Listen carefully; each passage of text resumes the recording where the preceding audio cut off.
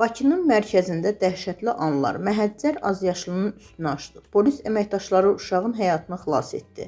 Paytaxtın mərkəzində faciəyə səbəb ola biləcək hadisə baş verib. Azərbaycan prospekti ilə Əhməd küçəsinin kəsişməsində yaşanan yol nəqliyyat hadisəsi zamanı səkidə dayanan azyaşlı uşağın üstünə metal məhəccər aşıb. No Comment AZ xəbər verir ki, hadisə nəticəsində uşaq ağır xəsarət alaraq yerə yıxılıb və huşunu itirib. Məhz bu zaman hadisə yerindən keçən mülki geyimdə xidmət aparan polis əməkdaşları vəziyyətin nə qədər ciddi olduğunu görərək heç bir tərəddüd etmədən dərhal müdaxilə ediblər.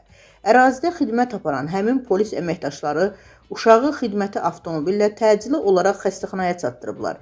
Təcili tibbi müdaxilə nəticəsində azyaşlı dərhal əməliyyat edilib və həkimlərin səyi nəticəsində onun həyatı xilas olunub.